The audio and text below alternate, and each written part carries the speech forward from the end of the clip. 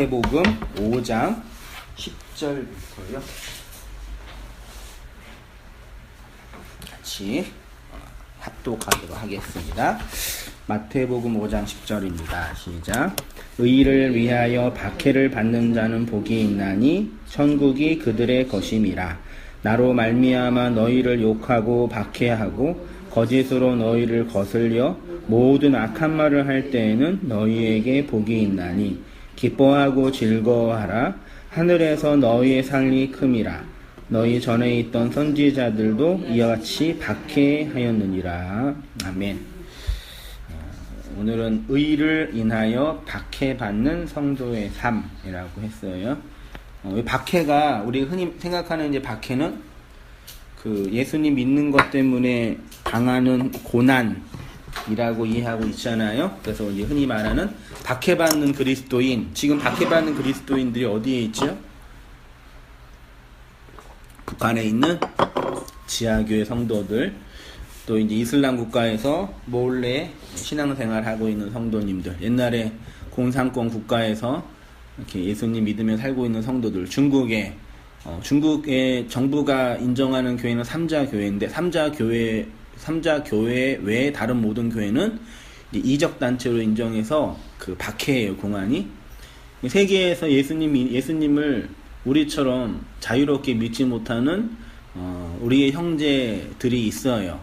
그들이 당하는 이제 박해, 1세기경 예수님을 믿었던 사람들의 박해, 이런 식의 이제 예수님을 믿는 사람들이 박해를 받고 있잖아요. 그럼 우리는 대한민국에서 살고 있는 우리는 예수님 믿는 것 때문에 박해를 받아야 안 받아요? 예수 믿는 것, 남편한테 박해를 받으면 남편 때리잖아요. 이 마귀 새끼라고. 박해를 요즘 한국 교회는 안 받죠. 오히려 거기 사랑의 교회는 그 여러 가지 정치적인 알력과 거긴 법전이 또 교회를 다닌다 그러더라고요. 다녀가지고 또 8층 8시에 모여가지고 또 이제 법적으로 이제 이길 수 있는 거 해가지고 또 신문에 대문짝으로 나가지고 말도 아니었고, 또 여기 여의도 순무공 교회도 또 이렇게 세상 권력을 많이 써가지고 세상 권력자들이 그 앞에 무릎 꿇고 기도를 받고 있으니 누가 박해를, 개척교회 목사 정도 박해를 받죠. 그러니까 그러면 이제 저의 고민은 그거예요.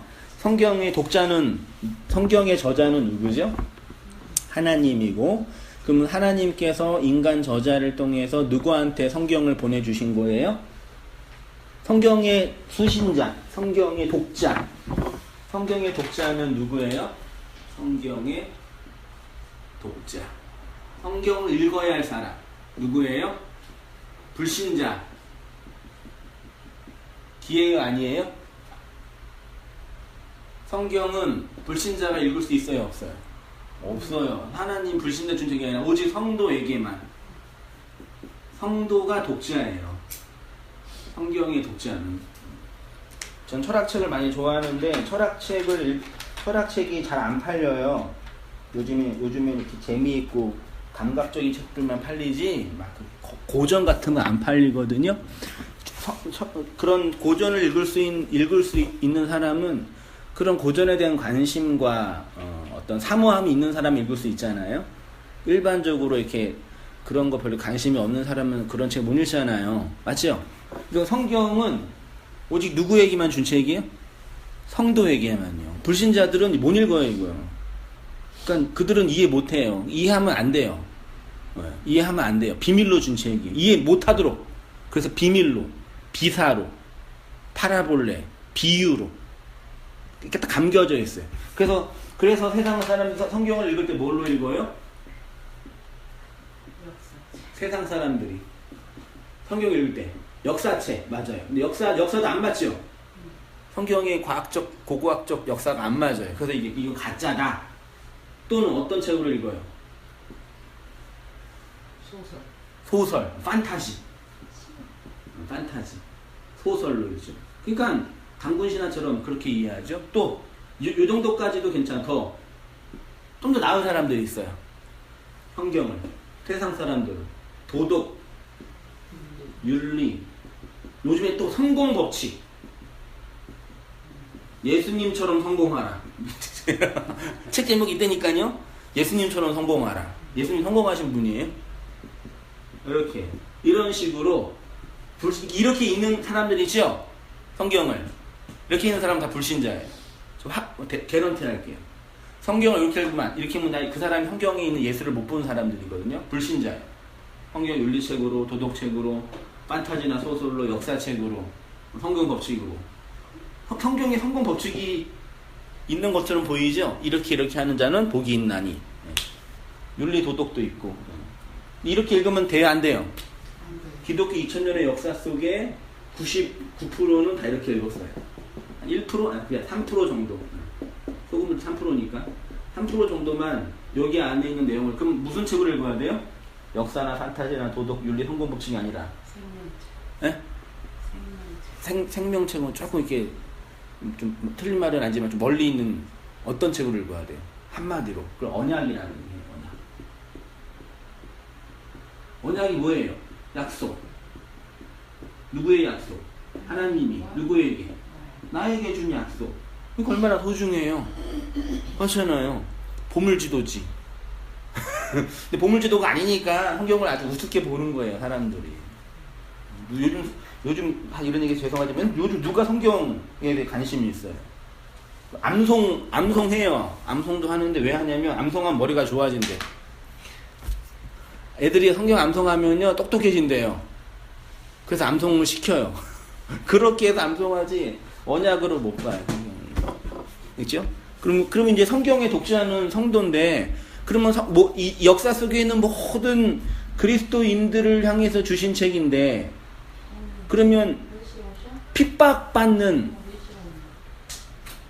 사람이 물리적으로 핍박을 받는 사람들에게만 준 책이라면 우리는 이 책을 읽을 수 있어요? 못 읽어요? 못 읽죠. 그러니까 제가 뭘 말씀드리고 싶은지 아시겠죠? 간파하셨죠? 지금 여기에서 말하는 박해는 우리가 생각하는 물리적인 예수님 믿는 것 때문에 막 살해를 당하고 시족사회에서 쫓겨나가고 심지어 박해를 당하는 그런 물리적인 박해를 의미하는 게 아니다. 그런 박해가 나쁘다는 얘기가 의미 없다는 얘기가 아니라요. 최소한 성경 본문에서 말하는 박해는 그런 물리적인 의미의 박해는 아니다. 지금 권사님이 박해를 당하고 계셔요. 지금 한성희 목사가 박해를 받고 있어요. 그럼 우리가 당하는 박해는 뭐예요? 예수 믿는 것 때문에 직업을 잃어버리고 그리고 핍박을 당하고 심지어 살해 위협을 당하는 그런 박해를 의미는 아니잖아요. 가끔 이렇게 인터넷에 이렇게 우리는 너무 편안하게 신앙생활 하고 있어요. 그러면 동영상 보여주는 게 이슬람 국가나 저런 데서 예수님 믿는 것 때문에 막 목베임을 당하고 실제로 막 폭력을 당하고 그런 사람들의 영상을 보여주면서 우리 마음이 어떻게 돼? 되게 나는 뭐 하고 있나 불쌍하고 울고 막 주님의 사랑 울잖아요. 그런 식으로 이용해 먹잖아요. 물론 그분들이 당하는 고난이 뭐 의미 없다는 얘기가 아니라요. 그런 류의 박해가 아니에요. 우리 모두가 예수님 믿는 성도라면 모두가 오늘 아침에도 내일 오늘 저녁에도 날마다 당하고 있는 박해가 있어요. 무슨 고난 당하고 계세요, 권사님? 무슨 박해를 당하고 계셔요? 예수님 믿는 박해. 박해라 그러고 고난이라 그러도 되고요. 안 권사님 무슨 고난 당하고 계셔요?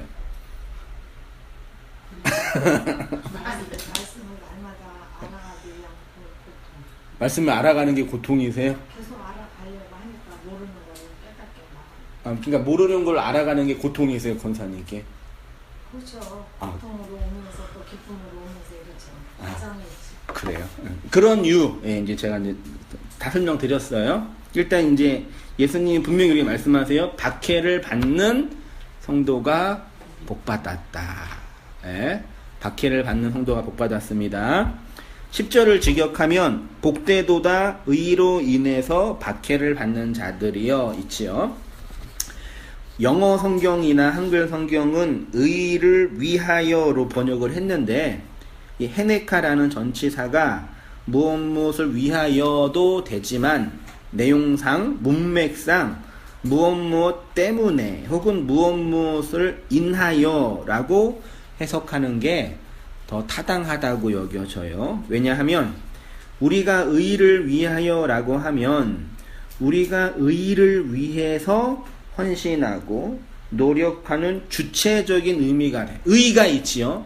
내가 의를 위해서 뭐 해주는 거예요. 뉘앙스가요. 부모가 자식을 위하여 헌신하지요.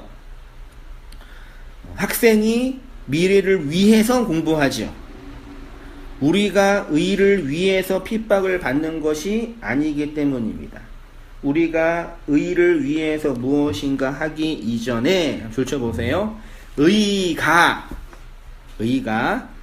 디카이오 시네라는 그 의가 우리에게 있는 결과로 박해받는 거예요. 엄밀히 말하면 우리가 복음의 의를 위해서 무엇을 하는 것이 아니라 그 이전에 복음의 의가 우리 안에서 뭔가 한다. 그래서 그 의를 위하여 보다는 의 때문에 의로 인해서 박해를 받는다가 더 타당한 번역이 아닐까 한번 생각해 봅니다.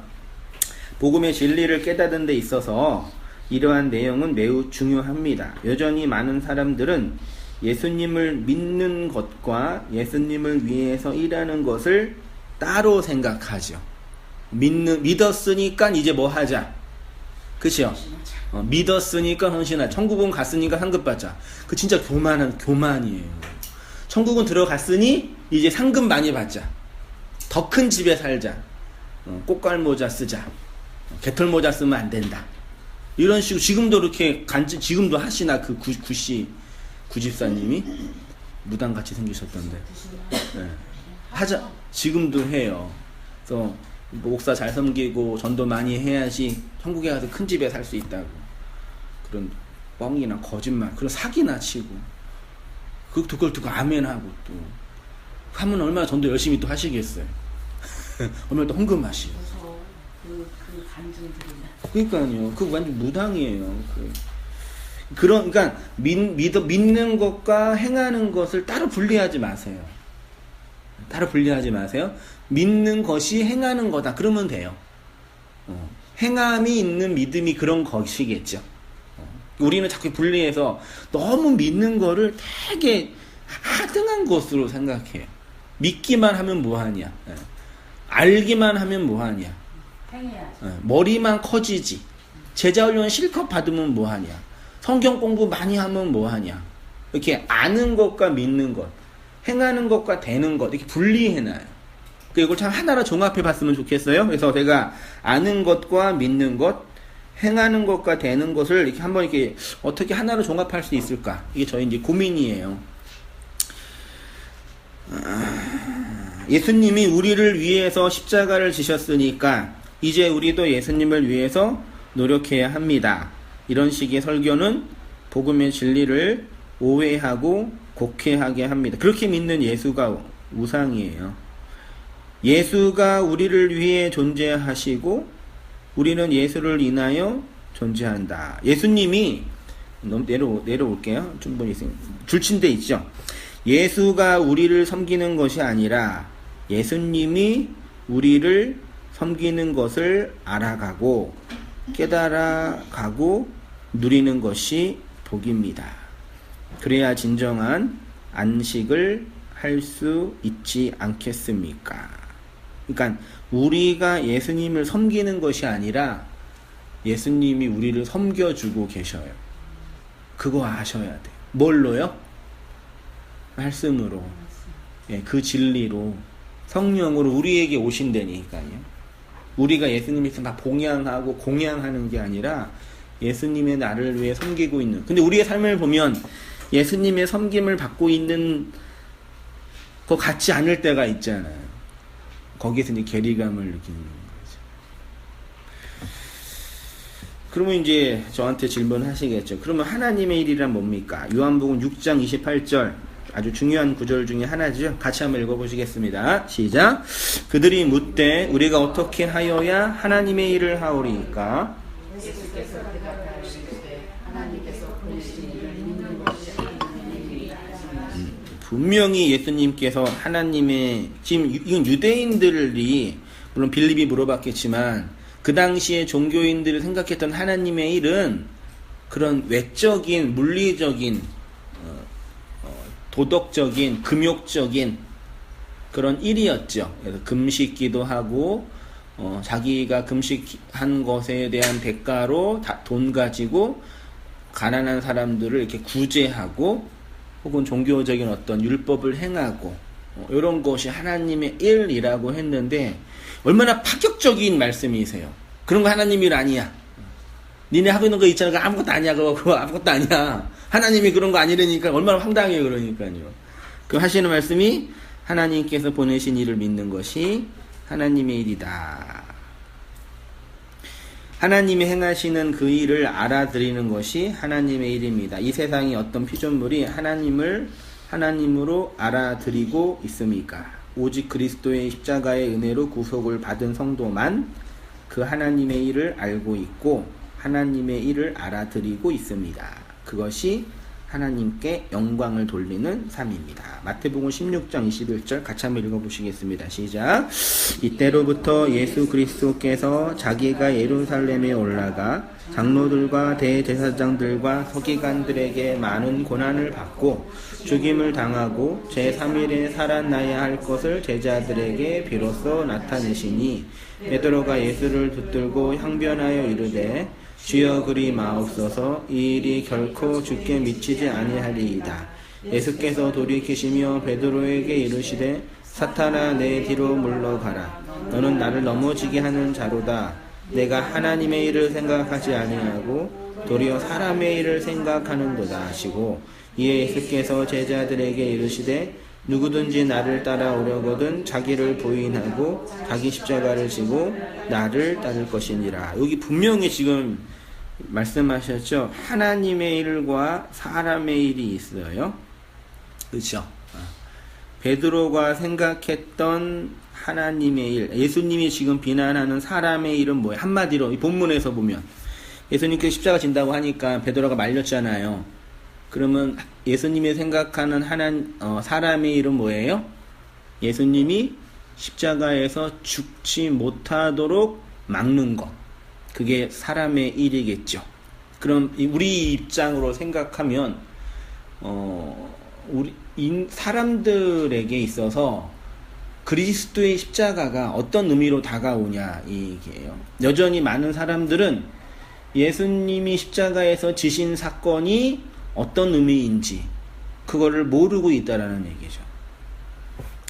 하나님의 일이란 무엇이냐? 교회라는 조직을 위해서 봉사하고 섬기고 헌금하고 이 페이지로 갔습니다. 이렇게 행하는 교인들의 일이 하나님의 일이에요? 아니에요? 새벽기도 가서 열심히 새벽기도하고 주일날 봉사하고 목사가 열심히 애쓰고 성도님이 노력하고 애쓰고 제가 존경하는 김단전 목사님 책에 이런 내용이 있어요. 시편 23편을 강의하시면서 23편 마지막 장이 마지막 절이 뭔지 아세요? 시편 23편 내 평생에 선하심과 인자하심이 정녕 나를 따르리니 그 다음에 내가 여호와의 집에 영원히 거하리라. 여기에서 말하는 시편에서 말하는 여호와의 집은 뭐예요?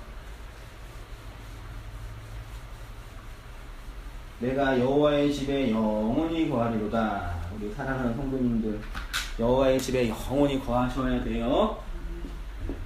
여호와의 집. 글씨를 못 써서 죄송해요. 여호와의 집이 뭐예요?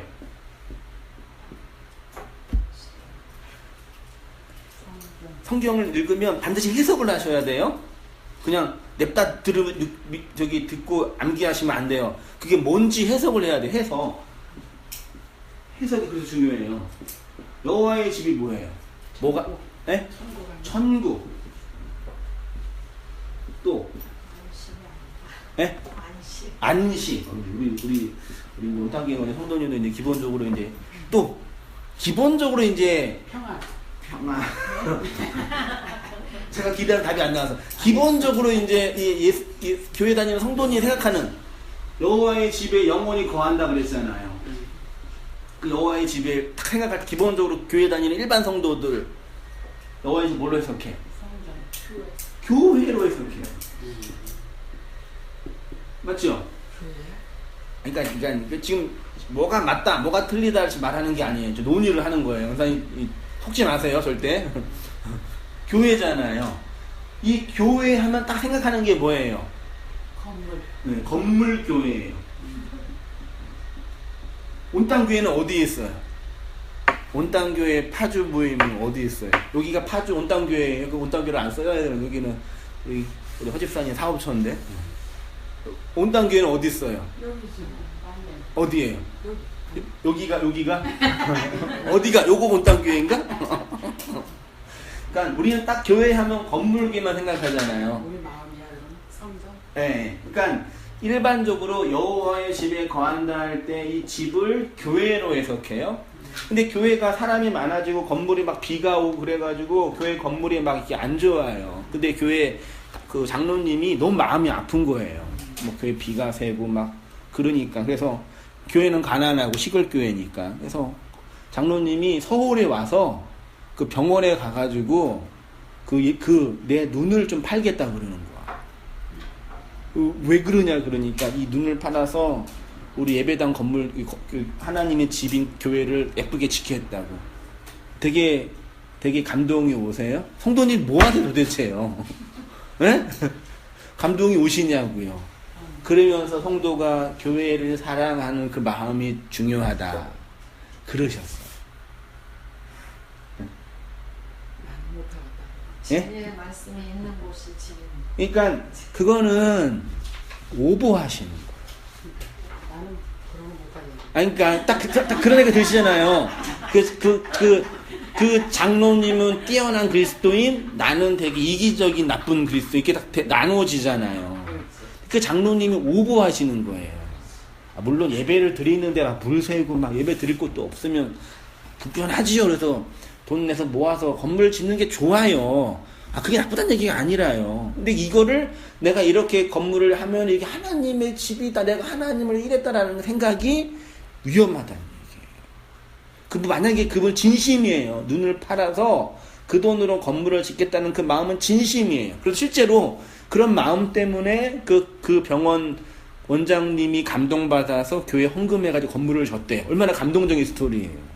온땅교는 이런 스토리가 안 나와요. 그래서 김천 목사님도 당신 아들 죽은 사람 아들을 삼았잖아요. 예. 그리고 진짜 실제 그렇게 예. 성경에 근거해서 그렇게 생각하고 하시는 거예요. 그렇죠. 이제 그분의 그 행동은 참 아름다운데 아무튼 주길철 목사님은 제가 논할 문제는 아니고, 그러니까 우리가 오해하는 게 뭐냐면 이런 거예요. 내가 이 물리적으로 보이는 것들, 겉으로 드러나는 것들에 이렇게 하는 거예요. 그게 하나님의 일이에요. 그러면 목사님고 순교 당하신 목사님들 있잖아요. 네. 정말 예수를 믿지 않는다고 하나 살려주는데 네. 예수를 끝까지 네. 부인하지 않고 이렇게 순교 당하시는 분은 우리가 굉장히 높이 사잖아요. 네. 그런 믿음이 대단하시다고 이러잖아요. 네. 그건 어떻게 되는 거야? 기독교만 순교해요? 이슬람 걔네들 있잖아요. 지금 라마드 기간 동안 지금 5,000명을 죽였대요. 500명인가? 전 세계에서. 걔네 자살, 폭탄 테러잖아요. 걔네 순교한다고 생각해. 그렇게 자살하고 죽으면 천국에 가서 70명의 여자가 자기를 수벌한다고 생각해. 그거 순교예요. 걔네들은 순교라고 생각하거든요. 근데 우리는. 그거는 아닌데 우리는 예수님을 믿는 그러니까 다른 사람들 보기에 그렇게 죽었던 사람들도 그렇게 본다고요. 그럼 불교 지금도 라마 티베트 승려는요, 자기 몸에 신라들이 뿌리고 이렇게 불태워서 이렇게 죽어요. 꼼짝도 안 해요.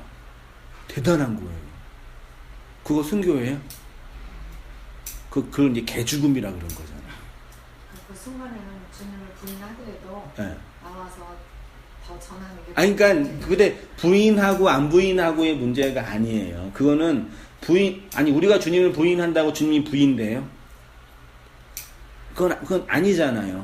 내가 주님을 살겠다 해도 주님을 살 수 있는 거 아니잖아요. 그러니까 지금 내가 이게 오해할 수 있는데 그런 이 역사 속에서 순교한 분들의 헌신을 폄하하는 게 절대 아니에요. 근데 1차적으로 생각하는 게 우리가 그런 입장에서 본다는 얘기죠. 그리고 실제로 그걸 이제 잘해서 성인을 만든 사람, 그 교회가, 그 집단이 카톨릭이에요. 카톨릭을 이렇게 순교하고 교회 공덕을 많이 쌓은 사람들을 성인을 만들어요. 그래서 하나님께 기도하기 좀 불편하면 성인에게 기도를 하잖아요. 예, 성인이 나 좀 도와주세요. 그 우상숭배죠. 그러니까요.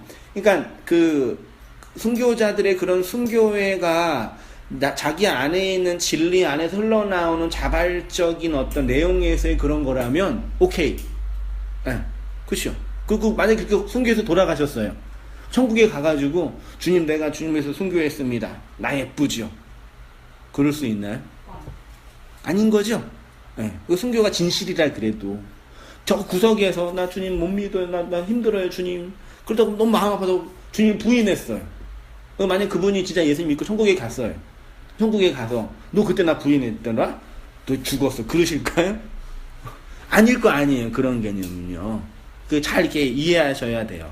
무조건 폄하하는 거나 하는 것도 문제가 있습니다. 그러니까 역사 속에 있는 기독교나 카톨릭에서 이게 소위 말해 순교를 당했던 사람들을 보면요. 진짜 순교를 당한 사람도 없지는 않지만 얼떨결에 죽는 사람도 꽤 많아요. 얼떨결에. 그거는 역사가 나중에 설명하는 거죠. 일단 그런 거는 이렇게 이해하시면 좋겠어요. 제가 그 얘기 했나요? 종교적 광신은 하나님의 일이 아닙니다. 2000년 전에 예수님을 십자가에 못 박았던 유대인들도 하나님의 일이라고 생각했죠. 예수님을 죽이면서 난 하나님의 일을 한다 그랬어요. 바울을 살해하기 위해서 40명이 맨날 모여다녔어요. 지금 IS처럼요. 그 사람들도 하나님의 일이라고 한 거예요. 자기네 일이 아니었다니까요. 카톨릭 시대의 수많은 종교전쟁 때문에 전 세계 인구의 3분의 1이 죽었어요. 유럽에서. 100년 전쟁, 30년 전쟁. 네, 감사해요. 마녀 사냥. 마녀. 시골에, 한적한 시골에 예쁜 처자가 있으면 마녀라고 그러고. 그 죽였어요. 이교도들을 향한 고문. 고문트에 올려놓고, 너 예수님 믿을래, 안 믿을래?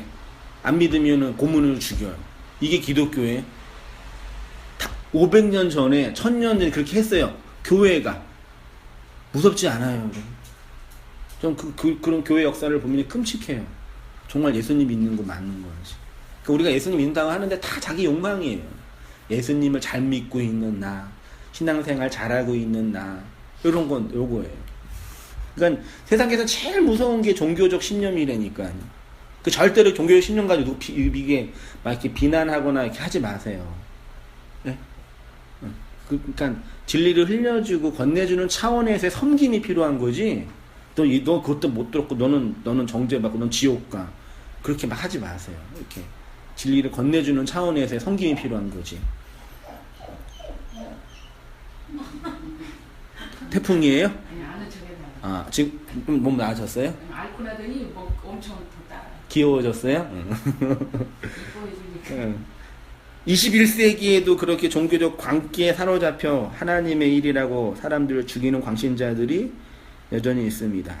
성경이 말하는 하나님의 일은 이런 종교적 광신주의에서 나오는 인간의 열심이 아닙니다. 이들은 모두 무지한 상태에서 자신의 종교적 욕망의 충동을 따라 행동하는 미치광이, 집단적 광신주의, 정신질환에 갇혀있는 사람들이에요. 로마서 10장 2절 같이 한번 읽어보시겠습니다. 시작. 내가 증언하노니 그들이 하나님께 열심히 있으며 자기 의를 세우려고 힘써 하나님에 의해 복종하고. 이거 정확해요. 이게 하나님께 열심히 있었대요. 바울도 이거 인정해요. 바울도 걔네들은 하나님께 열심히 있대요. 근데 올바른 지식, 즉 예수 그리스도의 의로 세워진 지식이 아니라 자기의 의를 세우려고 하나님에 의해 복종하지 않는 거. 그러니까 여기서 중요한 게 뭐냐면 인간의 율법적 열심이 중요한 게 아니라 하나님을 바르게 하는 뭐가 중요해요? 지식이 중요해요. 근데 그런 얘기 했잖아요. 열심히 일하는 무지한 대통령이 좋아요? 게으르게 노는 지혜로운 대통령이 좋아요. 누가 국민을 편하게 하는지 아세요? 보자. 맞죠? 열심히 일하는데 그 길이 단대가면 큰일 나요. 내 말이 맞다니까. 내가 경험했어. 따라와. 그러고 끌고 가요. 이렇게 무서운 게 어디 있어요? 니네는 아직 몰라. 이거 얼마나 무서워요. 그러니까 놀면서 지혜롭게 있는 사람이 제일 좋아요. 그 밑에 사람 되게 편해요. 그냥 제가 농담처럼 반어법처럼 얘기한 건데요. 그러니까 논다는 것과 지혜로운 것이 나쁜 게 이게 상충되는 게 아니라니까요. 아시겠죠? 그래서 성경이 읽다 보면은 열심히 일해라, 막 노력하라, 애쓰라, 열심을 내라 이런 얘기도 있지만 어느 때는 뭐예요? 조용히 있어라, 잠잠해라, 아무 일도 하지 말아라, 입 다물어라, 조용히 있어. 이게 또 많이 있단 말이에요. 우리는 자꾸 후자 쪽에 있는 얘기에 길들여 있죠. 교회에서 이제 이게 다루어줘야 되니까, 교회에서 이게 운영해야 되잖아요. 성도들을요. 전도도 활용해야 되니까, 이게 인간들이 열심히 품게하죠. 이렇게. 성도는 의를 위하여 박해를 받는 것이 아니라 의로 인해서 박해를 받습니다. 하나님의 의로 주어진, 하나님의 구속사로 주어진 의 때문에 박해를 받아요. 이 박해는 우리가 예수님을 믿어서 당하는 외적인 어려움과 물리적인 핍박을 말하는 것이 아닙니다. 성경은 모든 교회에게 공통적으로 주어진 말씀입니다. 어느 특정한 지역과 시대에게 주어진 것이 아닙니다. 그러니까 여기서 말하는 핍박은 예수님 믿는 것 때문에 물리적 고난과 박해를 당하는 것이 아니라 다른 차원. 그럼 뭐냐? 성도가 감지하는 핍박이란 뭐냐? 지난주에 설교 기억하시죠? 창세기 3장 16절을 근거로 임신하는 고통으로 살아가는 성도의 인생. 그렇죠? 이것이 바로 이를 인하여 박해를 받는 것입니다. 임신이라는 게 뭐예요? 임신이라는 게 뭐예요? 그 생물학적으로 난자와 정자가 만나서 여자의 자궁 안에 아이가 잉태되는 거잖아요. 한마디로 말하면 뭐예요? 나가 있죠? 나가 있어요. 나 안에 뭐가 들어와요? 세상. 생명이 들어와요. 근데 이 생명은 나와 같아요? 달라요? 달라요. 그래서 임신하면 여자가 고통받는 거예요. 다른 생명이 내 안에 들어와서 나를 장악하고 조종해요. 그래서 음식도 마음대로 못 먹게 하고, 먹은 거 토하게 하고, 그리고 자동차도 못 타고 어지럽게 하고. 그러니까 이 생명이, 아이가 나만 지키려고 엄마를 조종하는 거예요. 자기한테 도움이 되도록 엄마를 조종하는 거예요. 엄마는 밥 먹고 싶은데 이 생명이 단백질이 많이 필요하면 뭐 먹게 만들어요? 고기 먹게 만드는 거예요. 비타민이 많이 필요하면 과일 먹게 만드는, 엄마의 뇌를 조종해서요. 무섭지 않아요? 원래 그런 거예요. 그것처럼 나라는 주체에 하나님의 생명이 말씀의 씨로 들어와서 그 말이 나를 조종해요. 막 조종한다니까. 그 내가 말씀을 이렇게 양육하고 길리는 것도 있지요. 임신도 엄마가 아이를 돌보는 것도 있는 것처럼요. 그렇지만 그 생명이 엄마를 조종해요. 자꾸 조종한다. 자기가 이용을.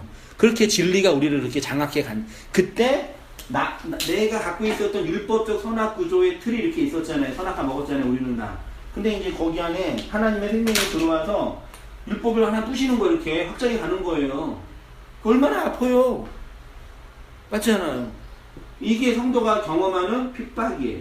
원론적으로. 한마디로 말하면. 그걸 고난이라고도 하고 환난이라고도 해요.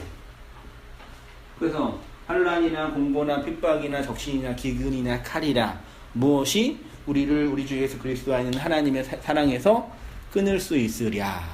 이걸 먼저 우리가 감지해야 돼요.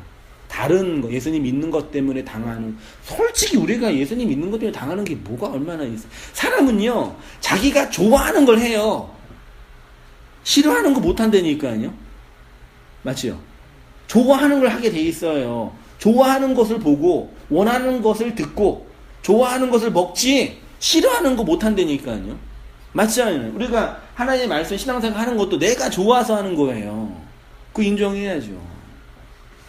이 생명이 내 안에 들어와서 나의 율법적 선악 구조를 만들었던 그 나를 계속 공격해 가요.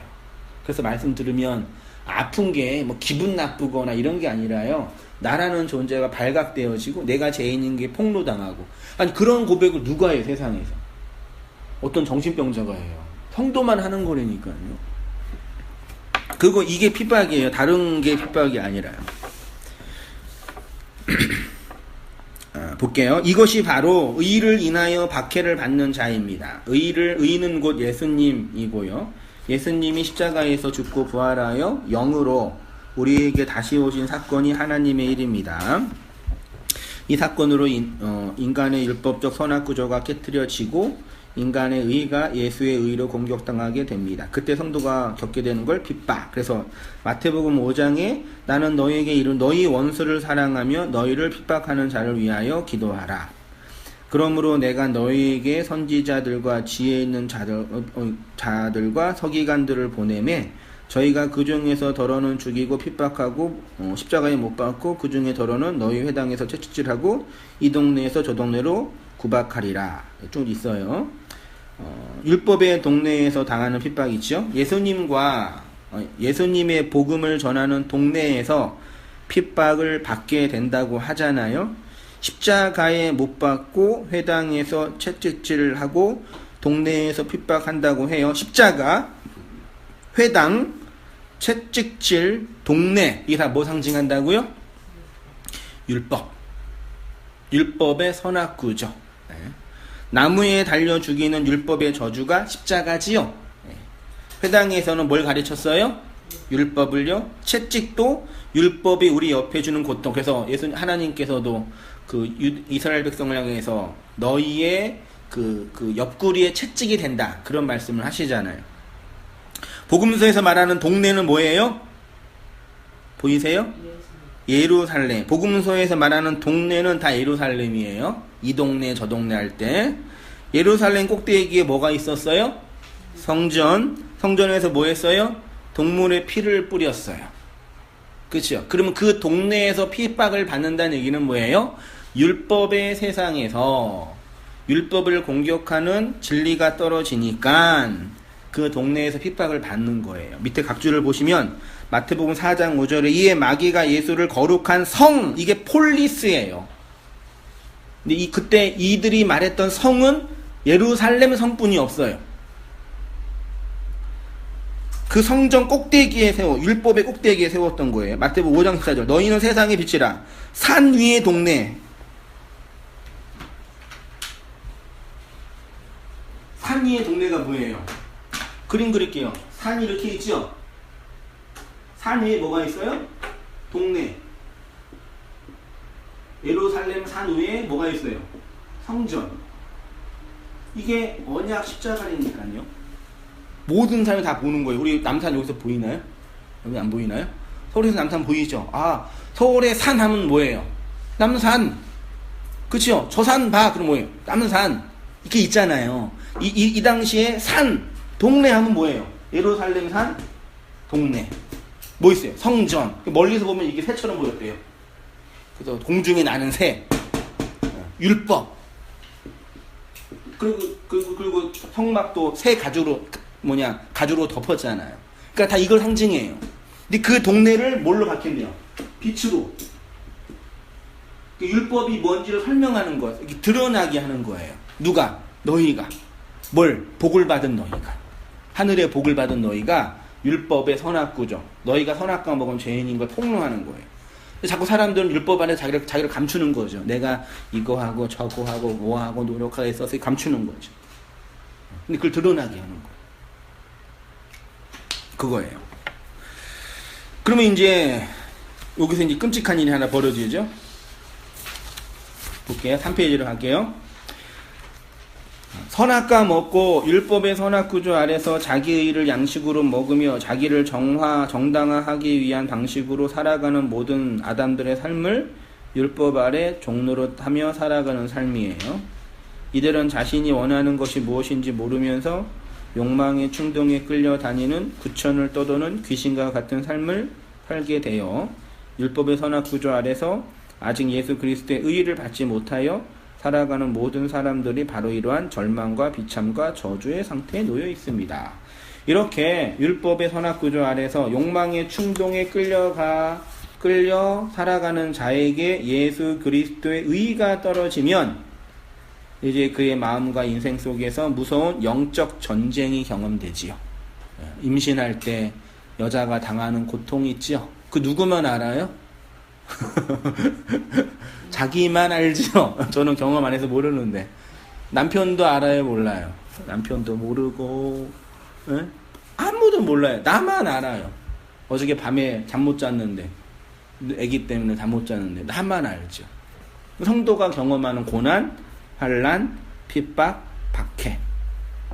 여자가 결혼하여 임신을 하면 처녀 때 느끼지 못했던 고통을 경험합니다. 입덧해서 먹지 못하고 조금 먹어도 다 토하고 멀미 때문에 자동차도 못타고 현기증에 짜증과 우울감에 밀려옵니다.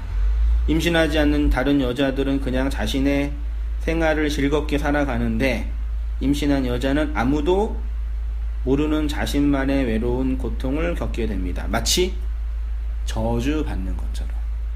그래서 오늘날 이렇게 자유로운 삶 하면 이렇게 아이 안 낳고 편안하게 사는 거 이걸 꿈꾸잖아요. 그러니까 임신하고 애 키우는 게 옆에서 볼 때는 되게 어떻게 보여요? 저주받은 것처럼 보이잖아요. 바보처럼 보이잖아. 너 뭐하냐? 저주까지는 아니고. 저주는 아니에요? 힘들어요. 불쌍하다, 안타깝다 그러잖아요. 그건 돈이 많이 있거든요. 없건 간의 문제가 진짜예요.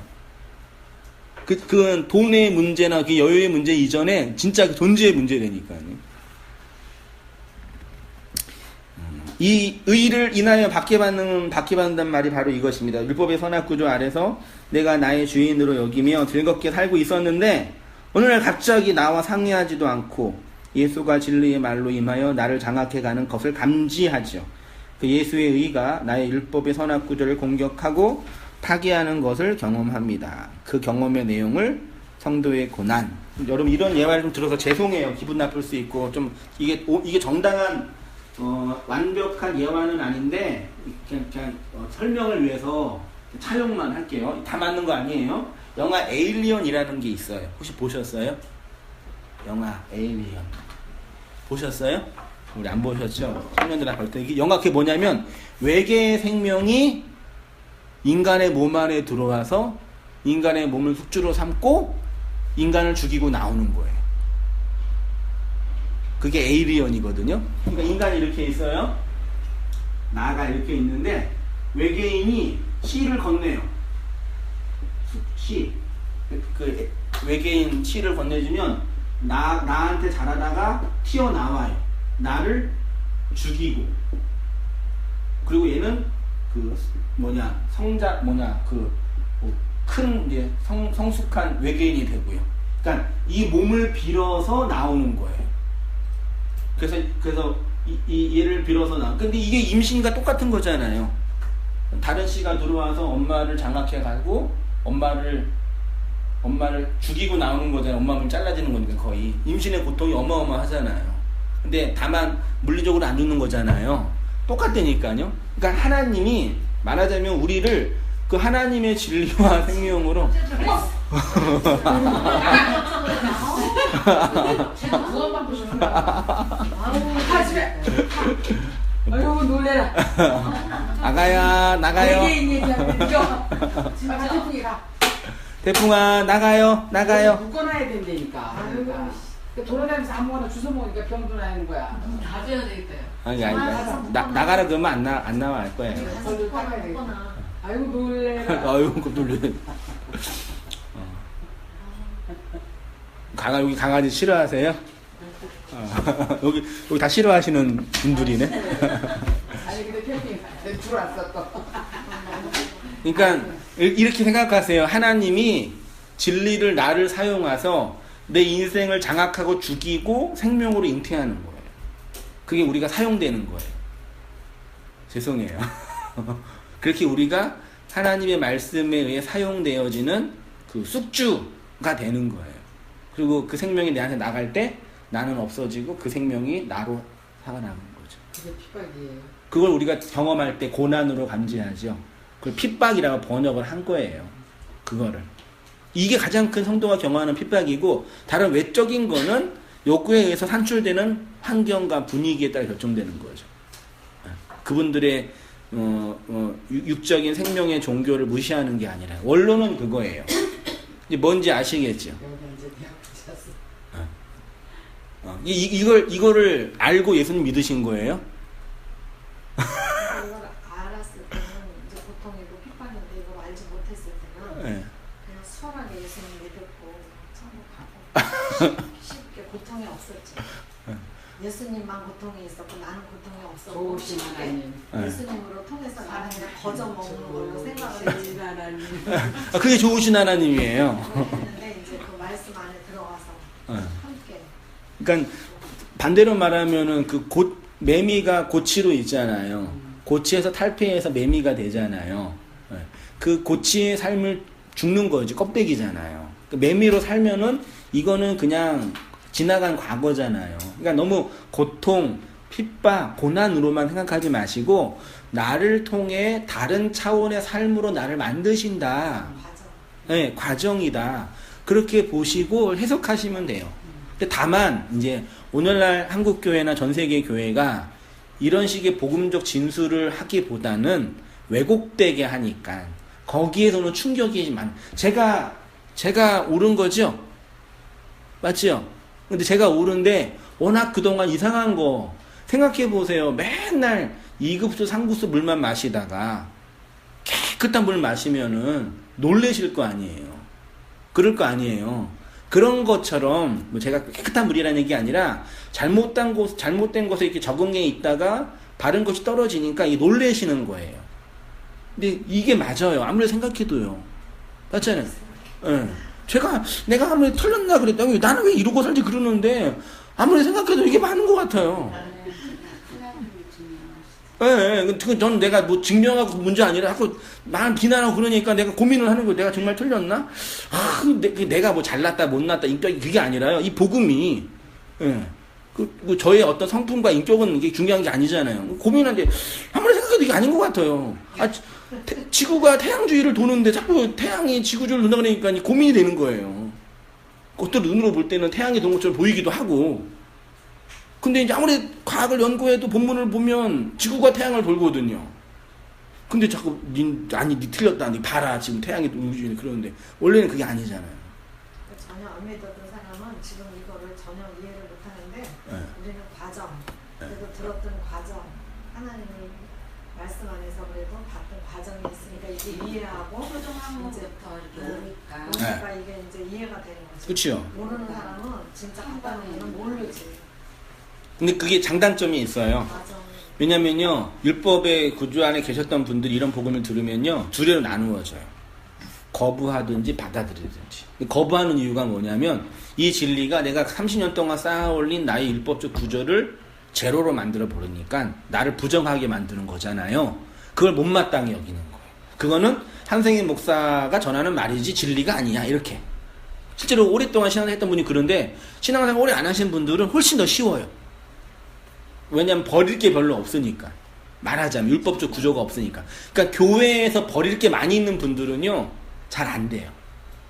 근데 세상에 교회 생활을 덜하고 세상에 버릴 게 많이 있는 분들은요 오히려 복음을 잘 받아들여요.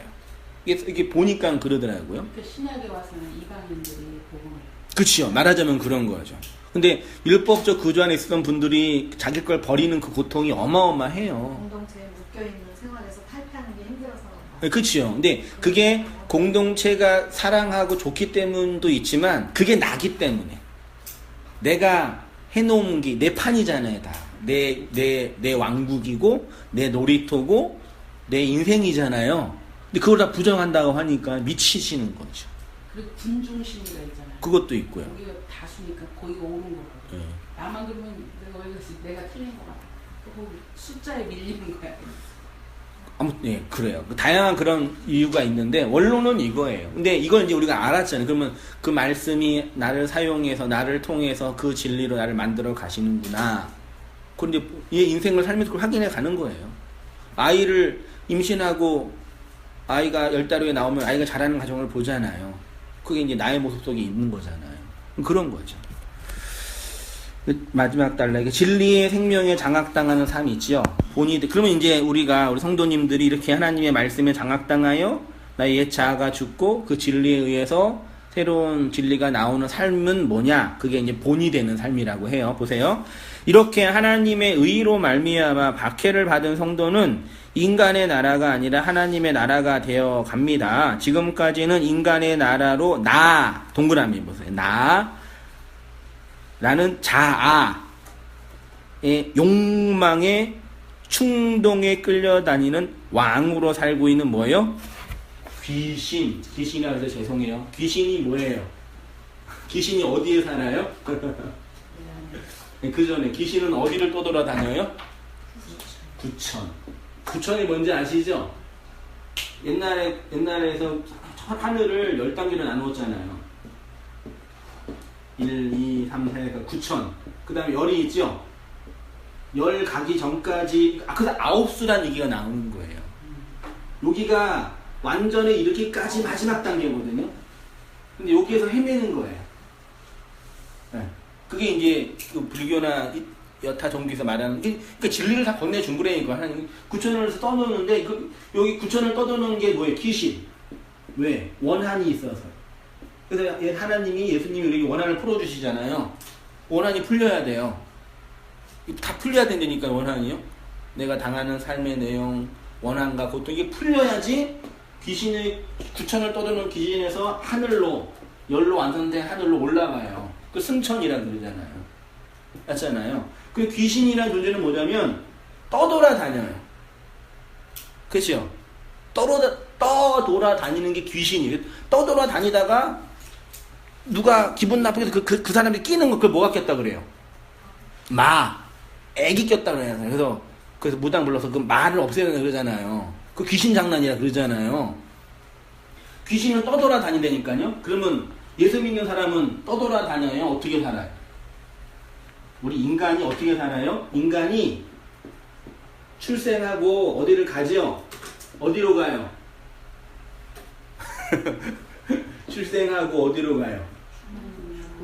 죽음으로 가요. 그럼 죽음으로 가는 모든 이 땅에 사는 모든 과정은 다 어디를 가기 위한 과정이에요? 죽음. 슬프지 않아요? 네? 그러니까 이게 모든 게 뭐냐면 이게 욕망의 충동에 끌려다니는 귀신이라니까요, 이게요. 자기의 결국이 뭔지도 모르고 그냥 살아가는 삶의 모습이요. 그래서 인간은요, 이 땅에 있는 것으로 절대 만족 못해요. 인간은 이 땅에 있는 것으로 절대 만족 못해요. 저는 개척교회 목사잖아요. 지금 온땅교회 재적수가 전 세계 성도까지 다 포함하면 50명이 넘거든요. 재적수가요. 그러면 이제 개척교회 목사니까 뭘 꿈꾸어요? 어떤 욕망이 있겠어요? 성도 수 많아져. 50명이니까 얼마나 더 꿈꾸겠어요? 5만 명. 아이, 현실적이에요, 권사님. 100명 꿈꾸잖아요. 올해는 폭이 넓게 꾸는데 없는 것은. 그럼 보세요. 제가 이제 예를 들어서 2017년 한 해에 100명을 목표로 했어요. 내 욕망이에요. 이게 나쁜 거 아닙니다. 네. 욕망해요. 그러면 진짜 내년에 딱 100명이 됐어요. 그러면 그 욕망이 충족되잖아요. 그러면 끝나요? 아니 200명. 그치요. 그럼 200명 된다니까요. 그 다음에 300명. 되네? 그러면 1000명. 한 번에 올리세요. 그 다음에 10,000명. 그 다음에 세계 제일 큰 교회. 그 뭐에 무슨 인생이에요, 결국은. 자기 욕망에 끌려다니는 귀신이 된 거라니까요, 그게. 맞지요? 그러고 죽어요. 그게 뭐예요, 그게. 제 얘기를 해서 마찬가지잖아요, 솔직히요. 마찬가지잖아요. 저만 가지고 뭐라 그래요. 누가 뭐라고 그랬어.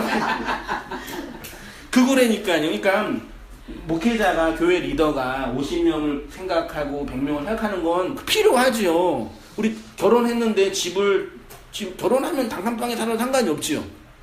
근데 애가 셋 하고 5 되면은 단칸방에 살아 못 살아. 그 집을 넓혀야 되잖아요. 그런 고민을 다 해요. 저도 온땅교회 리더니까 성도가 많아지고 또 우리 온땅교회 이 공릉동은 애기들이 또 많이 와요. 그래서 이게 저 예배가 또 길잖아요. 그러니까 이게 좀 조용한데 애들을 좀 집어넣고 관리해주면 엄마나 부모가 예배를 드리는데 편할 것 같다는 생각이 들어요. 맞잖아요. 훨씬 집중을 잘할 수 있거든요. 그런 고민을 하죠. 제가 왜 안 해요. 다만 돈이 없어서 못하는 것 뿐이니까. 그런 걸 하는데 이거에 끌려다니는 거예요. 그러니까 저가 평생 살다가 하나님이 내 기도 들어서 100명 됐다. 200명 만들자. 그거는 뭐냐면 진리에 의해서 끌려가는 게 아니라 목사의 욕망, 이 세상에서 성공한 목사로서 평판받고 싶은 그 욕망에 끌려다니는 귀신이 된 거예요. 그게 귀신이에요. 다 구천을 떠드는 거예요. 그래서요. 이 세상은 다 욕망하는 귀신들이 자기 욕망을 배설하는 싸움 전쟁터가 되는 거예요. 아주 싸우고 볶구나. 맨날 싸우고 볶잖아요. 요즘 이게 정보화 세상이 되면 세상의 정보가 더 정확하게 드러나야 되는데 인터넷에 뉴스를 보면요. 이게 좀 더 이게 힘들어요. 막 자극적인 거. 사람 뭐 죽이고 성폭행한 거, 뭐한 거. 그런 자극적인 얘기만 계속 올라오고 진짜 그 진리를 설명하는 내용 하나도 없어요. 세상에. 그러고 있죠. 그런 세상이라니까요. 그렇게 살다가 그러면 그 진리가 내 안에 들어와서 욕망하는 주체의 나가 삭제당하고 그러면 귀신으로서 구천을 떠도는 게 끝나죠. 그 진리를 향해 가니까요. 이 율법의 세상에서 나왔잖아요. 진리로. 죽음을 통과해서 이제 하나님의 백성이 되는 거잖아요. 말하자면요. 그걸 일상에서 경험하는 거니까. 어디를 가는지, 무엇을 하는지, 왜 하는지 알게 되는 거예요. 인생의 종말을 알게 되니까요. 그게 제가 지난주 설교했던 것, 전도서에 했던 것들은 미친 마음을 품다가 결국은 죽음에게로 떨어지는 거죠. 그래서 인간은 살다가 영혼이 죽으면 지하로 떨어진다고 표현하는 거예요. 여기가 욕망하는 이 인간들의 배설물이 흘러가는 이 세상이 다 지옥인 거예요. 그걸 알아야죠. 그게 얘기예요. 그러면 이제 그렇게 살다가 욕망의 노예로 살다가 그 진리에 의해 장악당한 어떤 모습이 되냐? 빌립보서 3장 17절 형제들아 너희는 나를 뭐 하래요? 대단하지 않아요? 이게 형제들아 너희는 나를 바울의 뭘 본받아야 돼요? 결론 나왔잖아요. 바울의 뭘 본받아요? 그쵸. 바울의 인격을 본받아요? 바울의 열정을 본받으라고요? 그거 아니에요. 밑에 고린도전서 4장 9절 제가 자주 사용했던 구절 다 아실 텐데 중요해서 한 번 더 해볼게요. 같이 한번 4장 9절 이하 있죠? 같이 한번 읽어보시겠습니다. 시작. 내가 생각하건대 하나님의 사도인 우리는 세계 곧 천사와 사람에게 구경거리가 되었노라.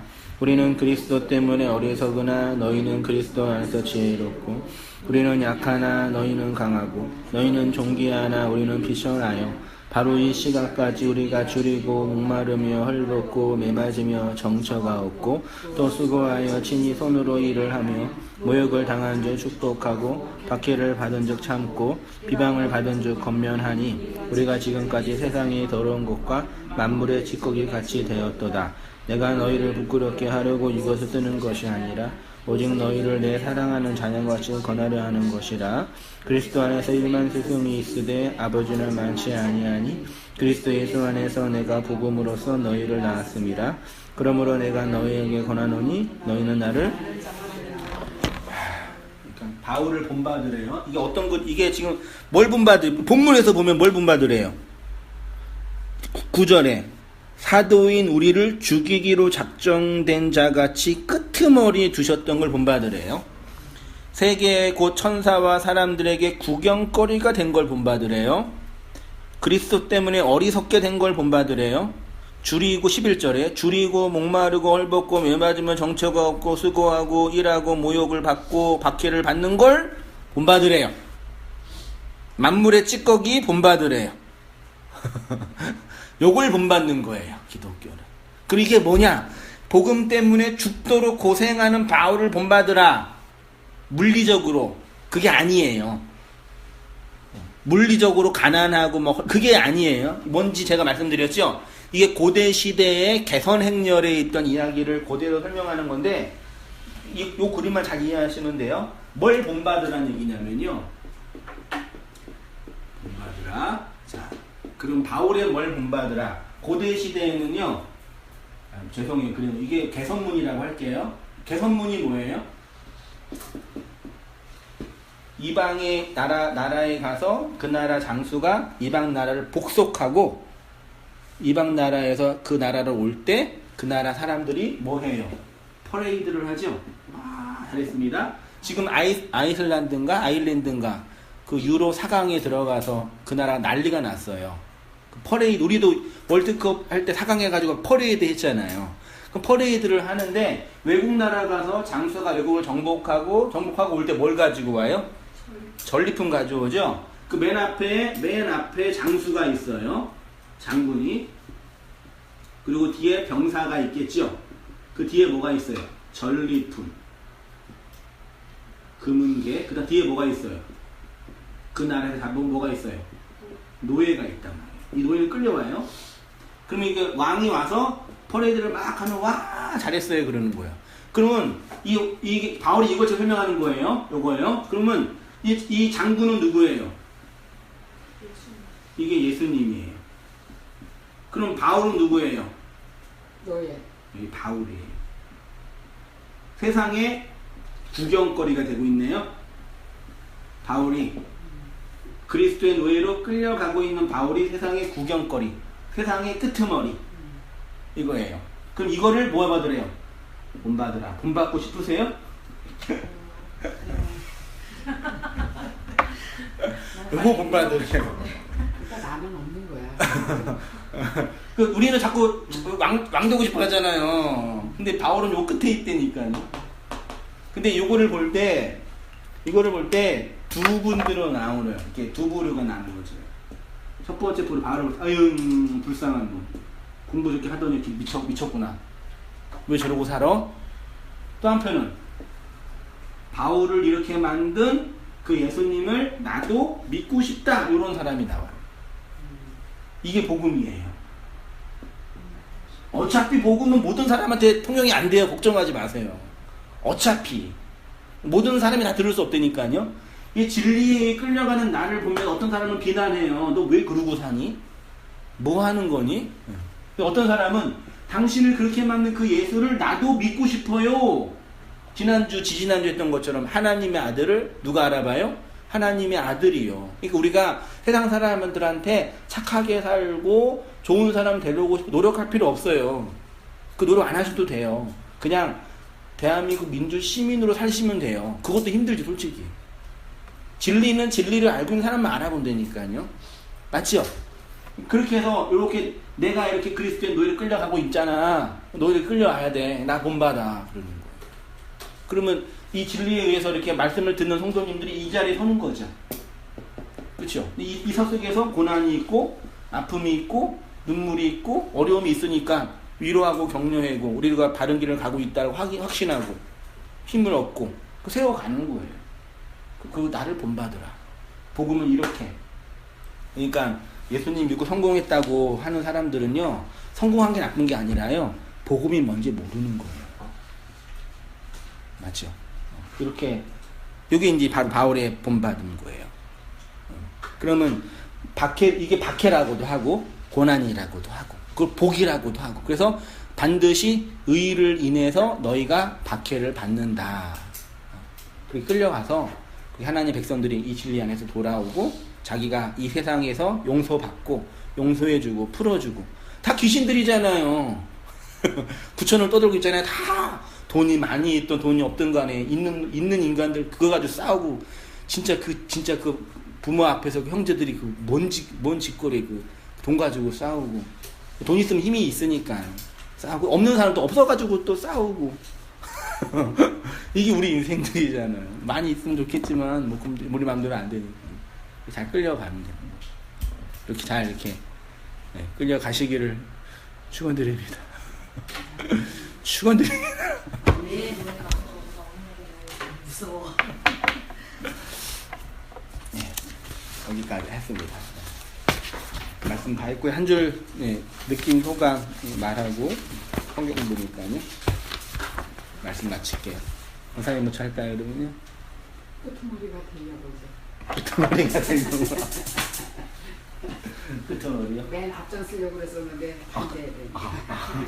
그래서 앞에 앉으시다가 이러고 그러니까 앉으셨네 뭐 부처를 나의 욕망과 자 모든 것이 부처를 떠도는 거라고 하는 거에 대해서 그러니까 내 몸에서 일어나는 그 암흑했던 전쟁하고 똑같은 거잖아요. 이 세상은 살아나가는 것이 그러한 것을 핍박이라고 한다.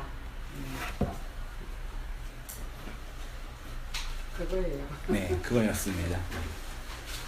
들을 때만 핍박이라고 생각을 하고 고통이라고 생각하지 돌아서면 알려고 하지 않으면 고통이 없더라고. 알려고 하지 않아요. 알려고 맞아요. 하지 않으면 그 순간에 배우는 머리로만 끝난다니까 내가 알려고 노력하고 하나님께 기도하고 계속 그거를 사모하면서 나갈 때 보통 그게 진짜 고통인 것 같아요. 알려고 하지 보통 주일날도 그렇고 그냥 너무 그냥 막 말씀 이러고 돌아서서 그냥 우리가 세상 일에 바빠서 있으면 진짜 그거는 무익한 아무 알게 된 고통으로 꼭 되질 않더라고요. 알려고 내가 계속 어저께도 말씀을 보면서 막 알려고 할 때 고통이 따르더라고. 알려고 할 때. 굉장히 그게 나는 그렇잖아요. 듣기만 하고 돌아서서 그냥 아 맞아 그게 고통이고 핍박이구나 이러면 그걸로 끝나버리더라고. 근데 진짜 그 핍박이 내 안에서 핍박으로 다가오고 고통이 다가올 때는 계속 그 말씀을 사모하면서 나갈 때 알아지기까지가 그게 고통이고 진짜 핍박이고 오는 것 같아요. 저 그거를 되게 느끼게 됐어요. 맞아요. 예. 알려고 하지 않으면 고통이 아니다. 명문장인데요. 그거 진짜 그래요. 알려고 하지 않으면 고통이 머리로만 고통이지 그게 고통이 아니라니까. 근데 계속 사모하면서 진짜 이 말씀을 알기를 원해서 막 기도하면서 사모하니까 그게 고통, 알려고 할 때 고통이 되더라고. 진짜 그게 핍박이 되는 거. 이거 왜 알아야 되나? 이거 왜 이렇게 고통이 이게 진짜 눈물도 나고 막 애쓰고 힘쓰는 게 그렇게 나오는 거야. 네. 네. 우리 같은 안사모님. 사모님이 얘기하시는 게 되게 은혜돼요. 그러세요? 아니, 진짜요. 아니, 나 사모님, 아니 내가 정합사님 모르고 그랬는데 아니 목사님 말씀도 이제 제대로 가르치시는 거였는데 사모님이 한마디씩 하시는 게 나 되게 은혜가 되더라고요. 네. 쉽게 은혜가 되더라고요. 네. 네. 은혜로운 말씀. 사모님도 우리 같이 처음엔 힘들었죠. 아유, 권사님 말도 마세요. 권사님. 말씀하시는 게 경험담을 권사님. 그러니까 경험담. 그 제 옆에 말하는 사람이 남편이고 목사인데 오죽하게 했어요. 그러니까 목사님이 그렇게 얘기하셔도 남편이라도 우리랑 똑같았었어요. 처음에는 왜 저러나? 똑같은 정도가 아니라요. 반대했어요. 아니라고. 아니라고 하는 게 아니라 감당할 수가 없었어요. 그러니까 이게 뭐라고 해야지? 우리하고 똑같았었네. 홍수가 아니 그러니까 물이 집안에 좀 들어오면 이렇게 치우고 뭐 할 수가 있잖아요. 이렇게 좀 이렇게 다시 이렇게 할 수가 있는데 그게 이렇게 완전 넘어 들어와서 이렇게 감당할 수 없게 잠겨버리면 완전 녹아나는 그 다음에는 어떻게 할 수가 없는 거잖아요. 내 힘으로 뭔가 할 수 없는 거잖아요. 그러니까 그런 지경이 되게 이렇게 내가 이렇게 이전에는 내가 좀 이렇게 막으면서 어느 정도 치워내면서 할 수 있었다면 넘어 들어오는 정도가 이제는 내가 어떻게 감당할 수가 없이 이렇게 넘어 들어오면서 이 모든 게 이렇게 합작해서 들어온다고 해야 되나? 그러니까 이렇게 말씀만 넘어 들어오면 상관이 없는데요.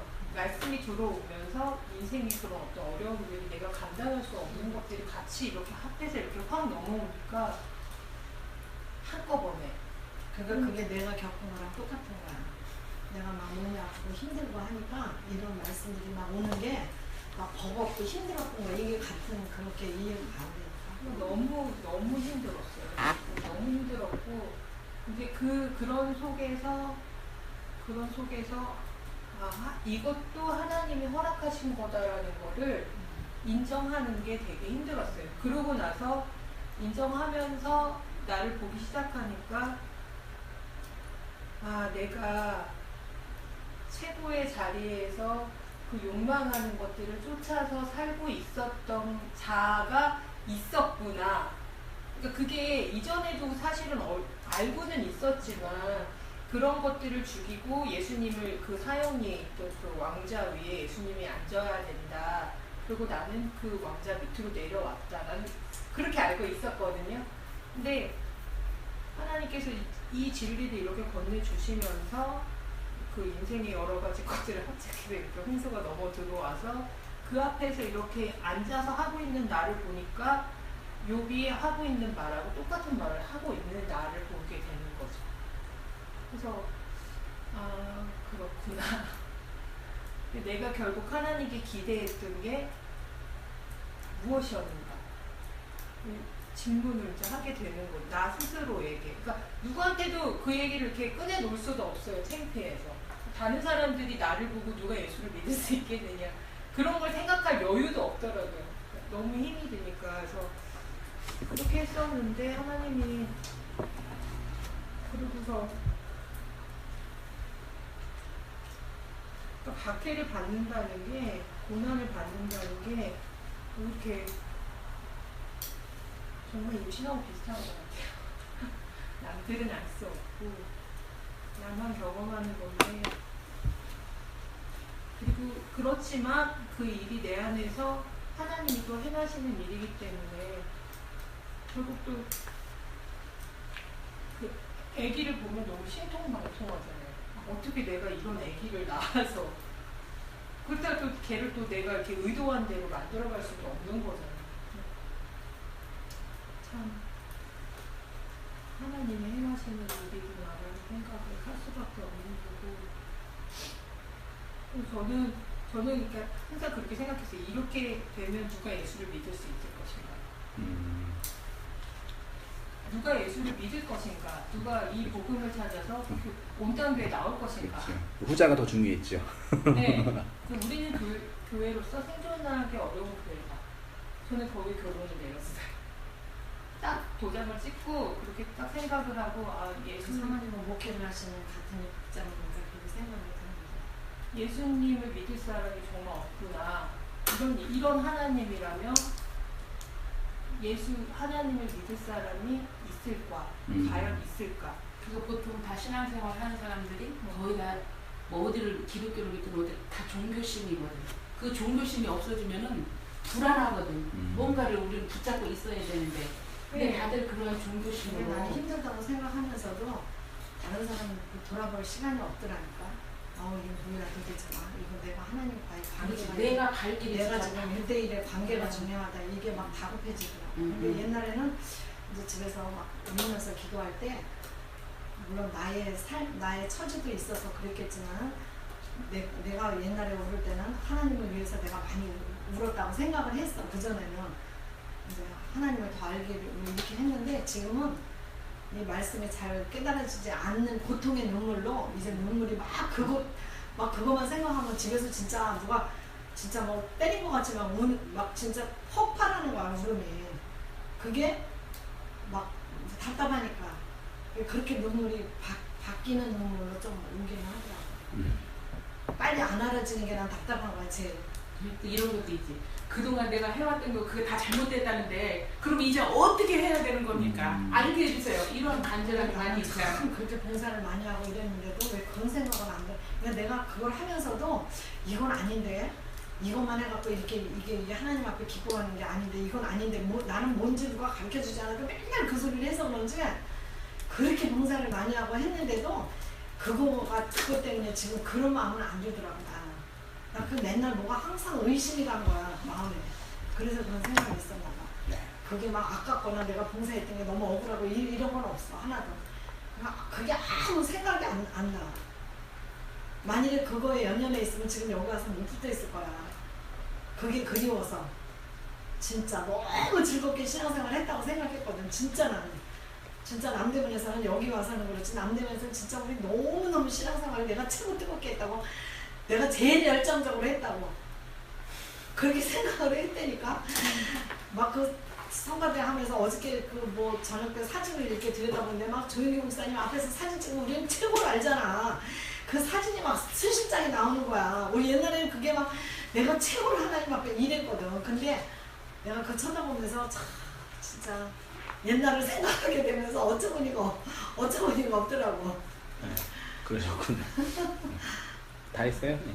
그러니까 하나님을 위하여 내가 뭘 할 수 있는 게 아니라 하나님 때문에 내가 저주를 받은 것처럼 이렇게 진짜 끄트머리에 놓아둔 것처럼 이렇게 끌려가는구나. 그렇게 어떻게 보면은 그런 고백이 나오는 지점을 지나가야 인생에서 그 지점을 지나가야 이 복음이 이 복음을 이해할 마음이 다져진다고 해야 되나? 눈이 열린다고 해야 되나? 그런 것 같아요. 복음의 의를 위해서 우리는 막 했잖아. 근데 그게 아니고 복음의 의가 나에게 내 안에서 행하여지는 그게 먼저라는 게 이게 참 나는 진짜 하나님을 위해서 뭘 할 수 있는 내가 아니라 하나님이 내 안에 치고 들어오시는 거예요. 반대인 거예요. 그러니까 이거 완전 반대지. 이게 참 되게. 그리고 우리가 많이 오해하는 문자 그대로 보면 천국은 세례 요한 때부터 침노를 당하나니 침노하는 자는 빼앗는다. 그러면 꼭 내가 빼앗아 가야 그렇게 했지. 그렇게 열심을 내야 될 것 같고 그러는데 그 하나님의 의가 나를 나는 침노하는 침노를 거죠. 했기 때문에 그렇게 되어지는. 그러니까 아까 목사님도 이렇게 말씀하셨듯이 우리가 신앙생활 하면서 우리는 하나님을 섬긴다고 그동안 많이 했잖아. 예수님도 섬기고 교회도 섬기고 섬기는 쪽으로 많이를 했는데 근데 이제 복음을 듣고 나니까 이제 하나님이 우리를 섬기는 거잖아요. 말씀으로. 그러는데도 뭐 한 번씩 진짜 섬김을 받고 있는 것 같지가 않은 거예요. 그러니까 우리가 이거 믿음조차도 우리한테 요구되어지는 것 같지만 그거마저도 이제 은사라고 이제 우리가 지식적으로 이제 들어서 알잖아. 이제 믿음도 그리스도의 믿음으로 되는 거지. 예, 내가 믿어서 그렇게 되는 게 아니다. 그랬는데 아침에 이거 이제 그러니까 그 갈라디아서 2장 20절 그 말씀을 이렇게 묵상하는 중에도 그러니까 성경을 받고 있지 않는다라는 이렇게 생각이 이렇게 묵상을 할 때 그 믿음 너한테서 나온 믿음이 아니야. 이게 팍 스치는데 그럴 때 진짜 감사가 나오더라고요. 그게 뭐를 하나 알게 하실 때. 그게 지식적으로는 알고 있었지만 그게 진짜 내 안에서 이렇게 하나님이 이렇게 딱 알게 하실 때 그때 진짜 감사가 나오는 거예요. 우리는 뭐 행함 맨날 교회에서 그랬잖아. 행함이 없는 믿음은 죽은 믿음이라고 맨날 우리 보고 전도하라고 맨날 했잖아. 그렇지. 근데 지금 믿는 것이 행함이라 그랬잖아. 그렇지. 이 세상에 내가 하나님을 그렇게 믿는 말씀을 믿는 것이 우리 마음 가운데에서 다 일어나는 게 그게 행함. 나 진짜 그게 너무 진짜. 네. 그게 참 그런데. 다 했어요? 우리 이일사님. 사모님 말씀하신 말이 공감이 되는 게 이거를 이런 거라는 걸 알면 진짜 믿음 배울 사람이 하나님 믿을 사람이 없다고 그런 말씀하셨잖아요. 근데 지금 정화하고도 그 전에 그런 얘기 한 적이 있어요. 그게 생각이 나. 여기를 누가 어떻게 와? 이런 하나님 어떻게 누가 믿겠어 사람이 그렇게 고백했던 적이 있거든요. 근데 오늘 여기 해산의 고통 이런 거가 이제 말씀 배우는 중에 생각나는 게 그 고난이 올 때는 굉장히 그냥 막 뭔지 모르게 우울증이 오는 것처럼 좀 이렇게 따라하고 막 고민스럽고 그렇거든요.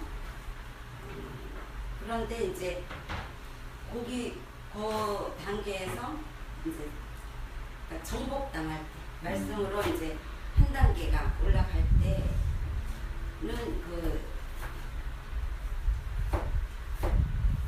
사람난 기쁨으로 네, 예, 그 기쁨이 또 오더라고요. 그러니까 고난 후에는 또 그 사람을 보고 지금 아까 사모님 말씀하신 것처럼 사람이 태어난 그 기쁨이 또 주어지시더라고.